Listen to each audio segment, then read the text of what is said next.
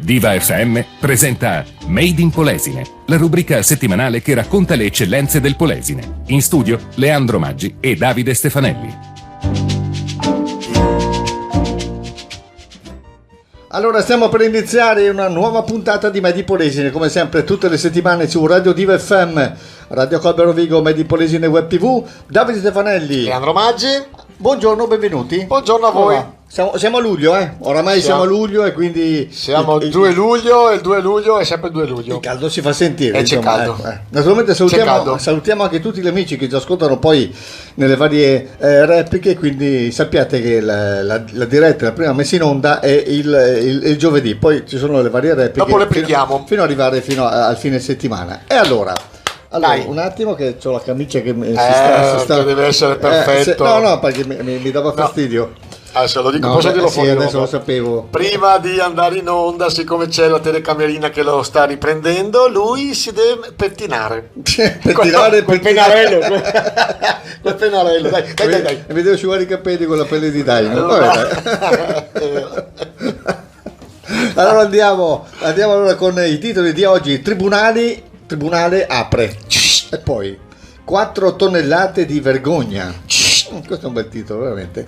Cantiere navale Vittoria, eccellenza polesana. Certo, questo è poco ma sicuro. Turismo in crisi. Ma va.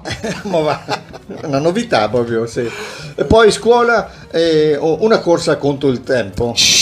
Com'è sta cosa? Vabbè, ne parleremo. Ve lo racconteremo tra pochissimo. Allora, ci sistemiamo un po', mettiamo per venire tutti i nostri appunti. Ti sei un po'...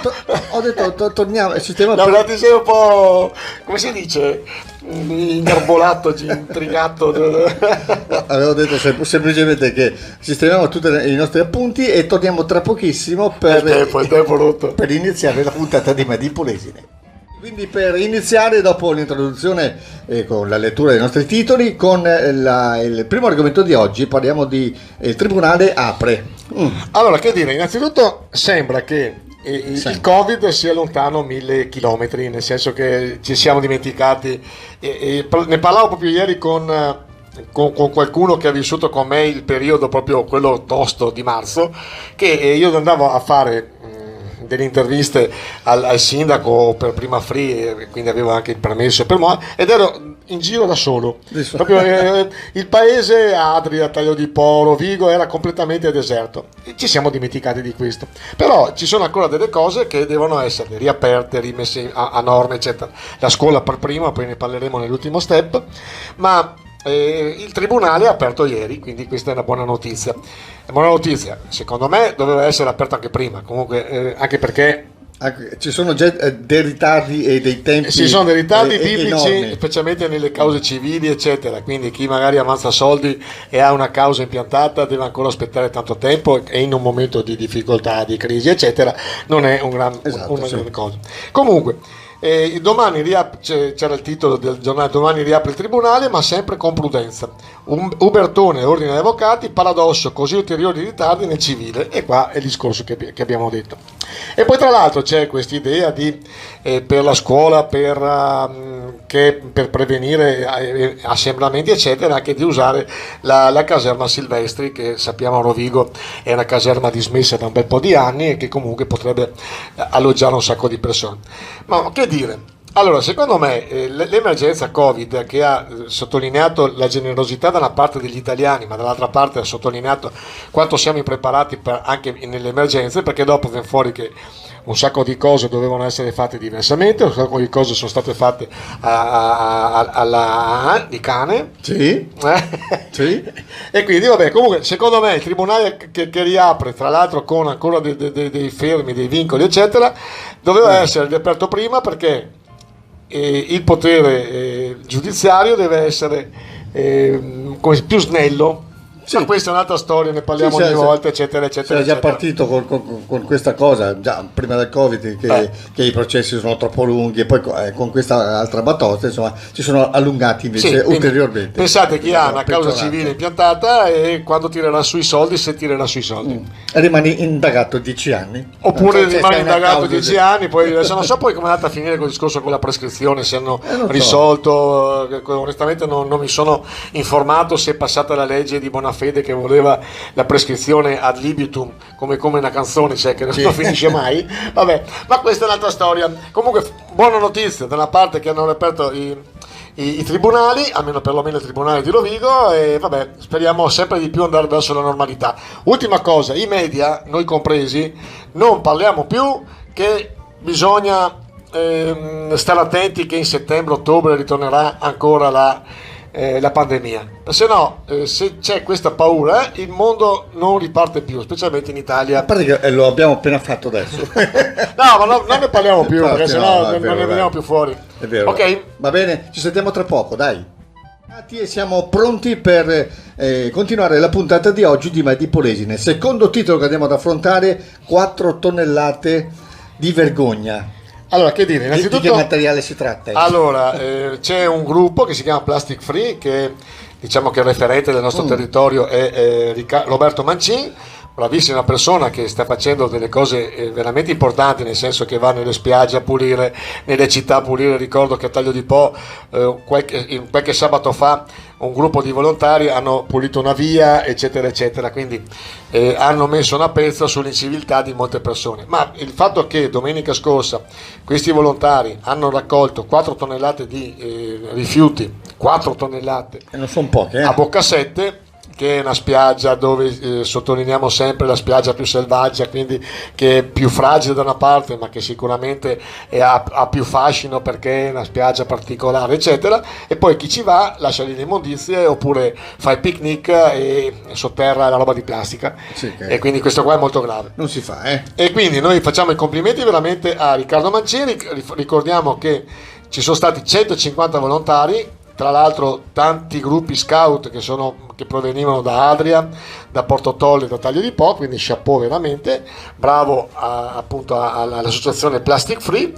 Però secondo me lasciare le immondizie in questo sistema è un grado di inciviltà che non dovrebbe partire. È di ignoranza, diciamolo anche. È di ignoranza. Sì, perché non si fanno. Tra l'altro sottolineiamo sempre l'unicità del nostro territorio, siamo sempre qua a decantare che è il più bel posto del mondo, eccetera eccetera, e poi effettivamente vai per gli argini oppure vai sulle rive del fiume e ne vedi di tutte. Sì, anche perché colori. Ci sono i cestini, oppure basta fare il sacchettino, anche portarlo a casa e metterlo nelle immondizie di casa. Insomma, cioè, il sistema c'è, non è che uno se li deve mangiare i rifiuti, quindi è proprio un segno di inciviltà. Qualcuno dice ma i rifiuti te li devi portare a casa. Tu hai mai visto nessuno caricare i rifiuti nella macchina? No, mai nessuno. Io no, magari qualcuno c'è. Poi ci sono anche i contenitori, insomma, dove uno può mettere. Però ecco, questa qua è una cosa molto, molto grave da una parte, e molto bravi gli amici di Plastic Free e Riccardo Mancin.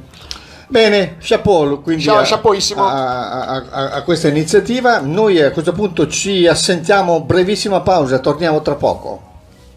Sempre noi, quelli di Made in Polesine. Adesso altro titolo che andiamo ad affrontare, molto molto importante. Questa è veramente una eccellenza polesana. Stiamo parlando del cantiere navale Vittoria, qui di Adria, quindi. Allora, il cantiere navale Vittoria, ogni tanto lo citiamo perché ogni tanto viene fuori che fa delle imbarcazioni straordinarie anche per il settore militare, e quindi questo gliene fa specie e bisogna fare i complimenti. Certo. Il cantiere navale Vittoria costruirà il primo pattugliatore d'altura green delle Fiamme Gialle.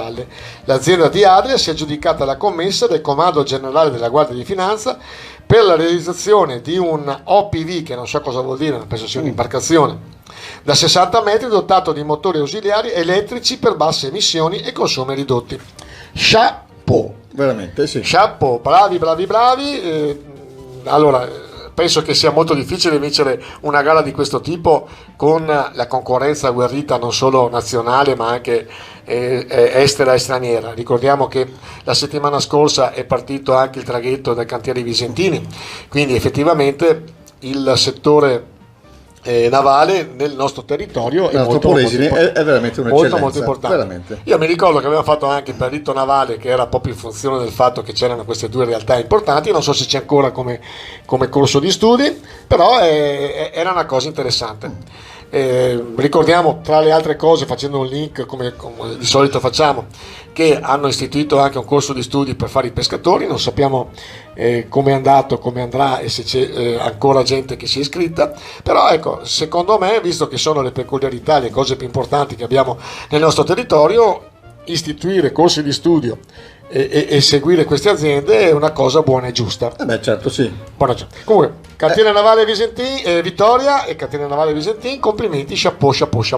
È un'occasione questa anche per lavorare nel nostro paese, nel nostro Polesine, quindi i giovani che sono intenzionati a fare o la cantieristica o altri, insomma, che si specializzino in questo settore, ma magari possono lavorare anche in paese, nella propria terra, senza andare chissà dove, insomma, ecco questa è un'opportunità. Ma poi dopo ci sarà un indotto sicuramente interessante, tecnici, architetti, ingegneri, eccetera eccetera. Quindi sottolineiamo il fatto di avere queste eccellenze, teniamocele strette, e complimenti alla famiglia Duo. Benissimo, ci sentiamo tra poco per continuare Made in Polesine. Continuare la puntata di oggi, come sempre, di Made in Polesine su Radio Diva, Radio Colbe, Made in Polesine Web TV. Davide Stefanelli, Leandro Maggi, e adesso parliamo di turismo, che purtroppo è in crisi, lo sappiamo un po' tutti quanti. Abbiamo un po' gironzolato anche qua nelle nostre zone, vediamo che c'è gente in giro, però è tutto un mordi e fuggi, nel senso, cosa molto in giornata, se vogliamo. Sì, allora il titolo che era non mi ricordo, su Rovigo Oggi, forse uno shock senza precedenti per il turismo, il Covid-19, che è appunto questo nemico che abbiamo avuto e che ancora non abbiamo sconfitto, e come un ciclone per il turismo, in un mese il triplo delle ore di cassa integrazione dell'intero 2013, l'anno più buio della crisi. Appunto uno shock senza precedenti. In tutto il 2019 erano state concesse in Veneto 17 milioni di ore di cassa integrazione. Nel solo mese di aprile ne sono state autorizzate 113 milioni. E questo è stato per capire il valore di questo periodo.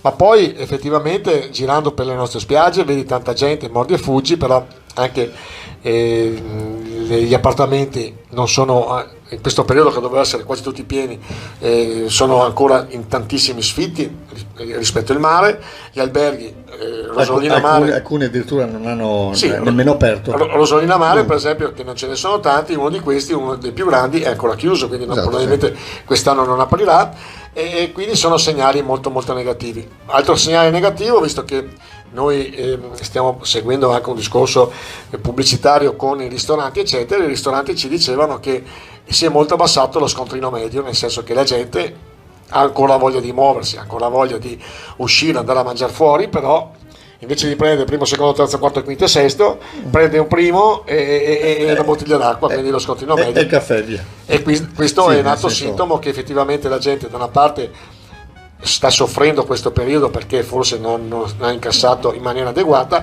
ma soprattutto c'ha paura.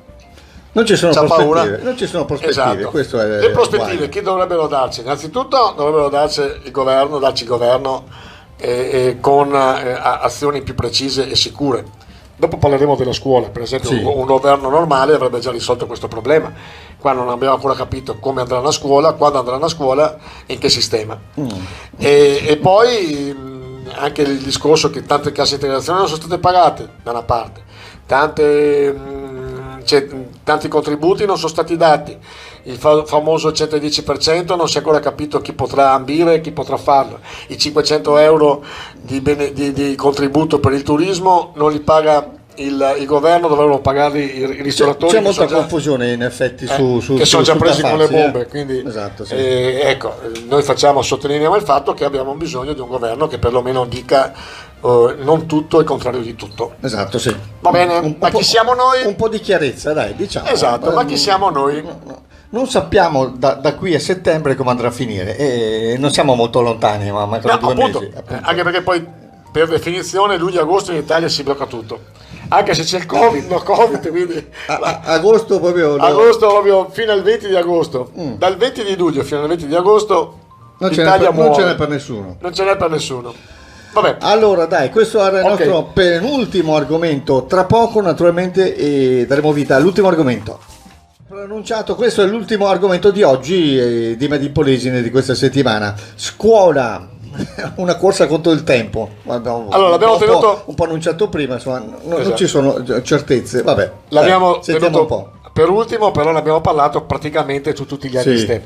Secondo me la roba più scandalosa in questo momento qua è che, primo, le scuole non si sia fatto, cioè è vero, si è fatto il smart working, cioè praticamente i ragazzini da casa seguivano le lezioni, ben sì. venga, ci sta. Però il fatto che non si è ancora capito quando si riprendono le scuole e in che sistema, plexiglass, non plexiglass, un bambino sì, un bambino no, turni, non turni, eccetera, eccetera. Questo sa significare la grande confusione che hanno le nostre Che istituzioni. ancora adesso c'è, dai. Carmela Palumbo, che tra l'altro è di origine polesana, responsabile di istruzione Veneto, fa il punto su quanto servirà per la riapertura a settembre. Lo sdoppiamento delle classi richiederà 1,7 docenti in più e 2 bidelli in più in media, oltre ai lavori negli istituti. Allora, e quando cominciamo? Cioè, non ho ancora fatto i bandi.